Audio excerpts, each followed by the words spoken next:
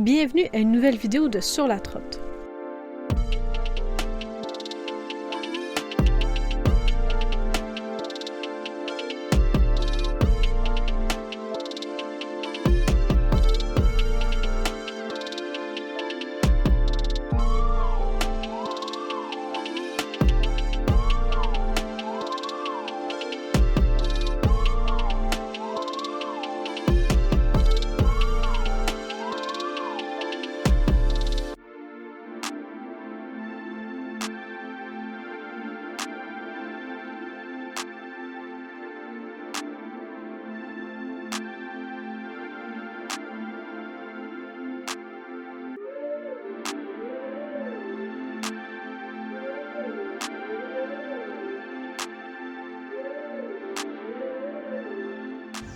Bonjour, on se voit enfin après nos 23 heures de transport. Quand je dis 23, ça inclut l'escale de 3 heures à Istanbul. Là. Ça s'est bien passé, on est extrêmement fatigués, ça doit sûrement se voir dans mon visage. C'était vraiment le fun de passer au-dessus de la Turquie. Là. On a pu voir des mosquées et des beaux paysages comme vous avez vu. Puis on a quand même eu quelques problèmes avec nos billets. Je ne sais pas qu'est-ce qui s'est passé, mais nos cartes d'embarquement ne fonctionnaient pas. C'était un peu compliqué, mais ça finit par se régler. Mais bref, là, on est arrivé à Bangkok. On est arrivé extrêmement tôt. On est arrivé comme à 5 heures du matin à l'aéroport. Vers 7 heures, on s'est pointé à notre hôtel, puis on a laissé nos bagages. Puis là, on est en après-midi, puis on attend pour aller faire le check-in. Mais durant ce temps libre-là, on s'est quand même promené dans le Chinatown. On était contents de retrouver Bangkok, retrouver des vieilles odeurs, retrouver des lieux qu'on avait appréciés. On est allé marcher au marché de fleurs. C'était vraiment beau. On a un peu plus exploré que la dernière fois. Mais en tout cas, on vous montre l'hôtel bientôt. On est dans un parc universitaire. Puis là, il y a un peu de vent. Il fait pas trop, il fait pas trop chaud. Il fait 30, là. Mais c'est vraiment pas si pire, contrairement à la dernière fois qu'on était venu. En tout cas, on est quand même très fébrile de cette nouvelle aventure, mais aussi très fatigué en ce moment.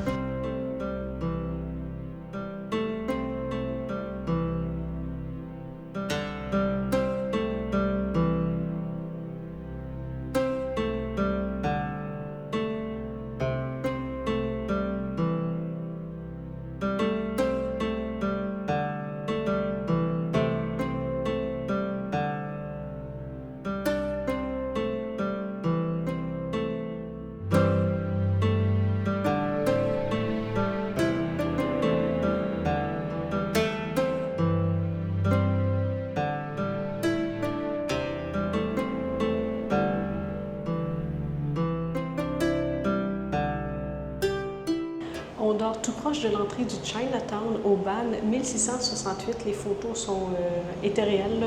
La chambre, comme qu'on voyait en ligne. On a même un lit king, c'est vraiment grand.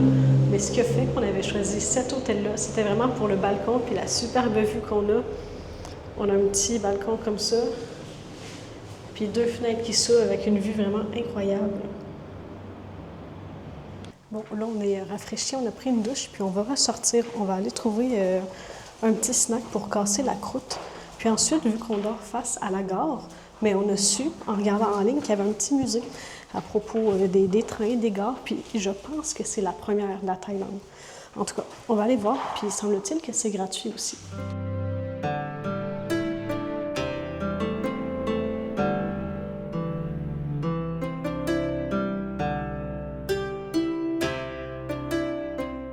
La gare de Bangkok a été construite sous le règne du roi Chulalongkorn, Rama V, en 1910 et a ouvert ses portes le 25 juin 1916. La construction de la gare fut influencée par l'architecture de la Renaissance. L'ensemble du bâtiment et sa charpente étaient considérés comme la construction la plus moderne de l'époque. Bon, le musée, c'est vraiment tout petit, c'est sur 3 étages, c'est full, comment dire, il n'y a pas de panneau. Il y a un guide, il nous emmène au 3e et tout. C'est plutôt des artefacts, il n'y a pas d'informations. Mais par contre, fan des estampes, j'ai trouvé un passeport. Puis là, il y a une foule d'étampes. J'ose croire que dans tout le réseau de gares en Thaïlande, il va y avoir des étampes. Mais ça fait un beau petit souvenir. Et il y a finalement un genre de guide, en tout cas un employé du musée, qui est venu nous parler puis qui a comme authentifié aussi mon passeport. Puis il nous a dit de se rendre comme dans la gare, puis qui était inspiré très fortement de la gare de Francfort en Allemagne.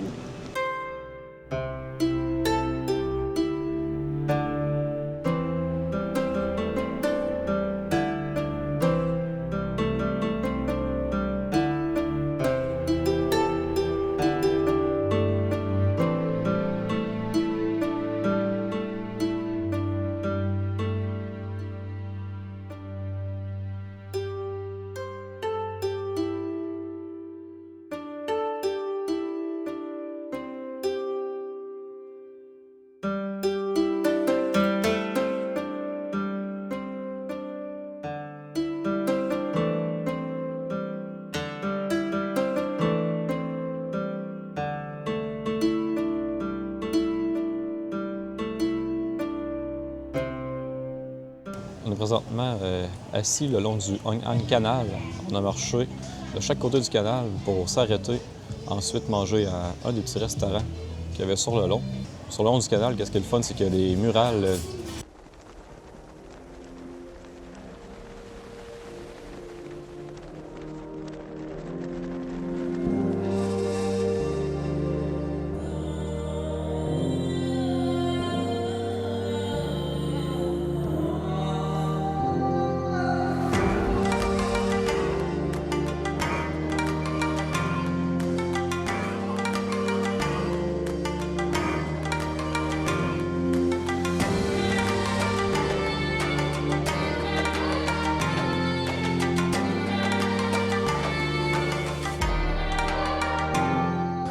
Après notre bon premier smoothie, on va revenir sur nos pas en suivant encore le canal. Puis de soir, c'est vraiment beau, c'est illuminé. Mais là, on va aller sur la grande rue du Chinatown, le Yao Warat. Puis illuminé, c'est vraiment beau. Puis il va encore avoir d'autres stands de bouffe. À voir si on est tenté ou non, parce que c'est quand même touristique, on va se le dire. Longue de 1,5 km, la route Yao Warat est un incontournable du Chinatown. C'est l'artère principale du quartier. De jour, la rue est bien vivante avec ses nombreux commerces. Par contre, c'est lorsque le soleil se couche que la rue prend pleinement vie. Des étals de street food monopolisent les trottoirs.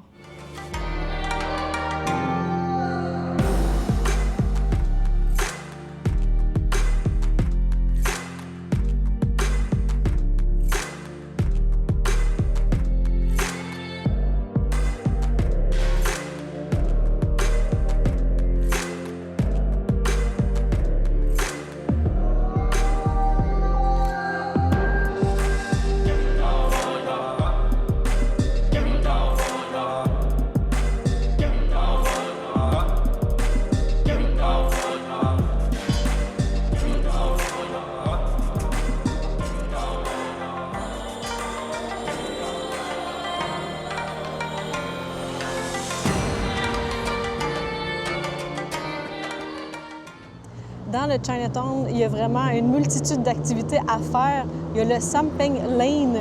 C'est une rue couverte qui est vraiment pleine de petits kiosques, magasins. C'est autant de la nourriture que surtout des bijoux, des accessoires, du textile. On trouve vraiment pas mal n'importe quoi, sincèrement. Ensuite, il y a évidemment aller visiter des temples. Il y en a plusieurs. Il y en a deux qui sont vraiment comme les plus importants et les plus connus, dont le premier qui est le Wat Trimit, c'est le Bouddha d'or. C'est sans doute le plus célèbre du Chinatown. Il abrite une statue de Bouddha en or massif de plus de 5 tonnes. C'est la plus grande au monde, puis elle a vraiment été découverte par hasard dans les années 50. Il y a le Wat Mangkong Kamalawat, qui est vraiment très facile d'accès. Il est pratiquement en face d'une sortie de métro. C'est le plus important temple bouddhiste chinois de Bangkok, fondé à la fin du 19e siècle. Avec ses innombrables lanternes, il est carrément sublime. C'est aussi, en vagabondant, un des plaisirs de voyager, se promener comme ça, un peu sans but, qu'on a trouvé entre autres le Wat Bamfen Shin Prot, qui est le plus vieux temple bouddhiste chinois de la Thaïlande. Puis pour s'y rendre, c'est vraiment mignon. Il y a comme une petite allée, il est vraiment tout petit, mais il est vraiment magnifique, il est très bien coloré. Puis vous serez surpris de voir aussi l'église du Saint-Rosaire de Bangkok. L'histoire de l'église remonte à 1769. Un groupe de catholiques portugais se trouvait à Ayutthaya et ils se sont déplacés pour construire cette église en 1897. On a aussi découvert le centre d'achat Mega Plaza, qui est spécialisé dans les figurines, les jeux et l'électronique. On a surtout fait du lèche-vite. C'est comme un peu un micro Akihabara, on peut dire, là aussi, avec beaucoup de gâchapon. Puis c'était la première fois qu'on dormait dans le Chinatown à Bangkok. La dernière fois, on était vraiment plus haut, proche de Khao San Road. On a vraiment aimé l'expérience. On est vraiment proche de plusieurs attraits. Par contre, dépendant du logement là, que vous allez choisir, ça se peut que ce soit un peu bruyant. C'est sûr, si vous êtes carrément sur Yao Warat, attendez-vous à avoir quand même du bruit. Mais bon, c'est normal. Bangkok, c'est une ville qui dort jamais vraiment non plus. On se revoit dans une prochaine vidéo. À bientôt!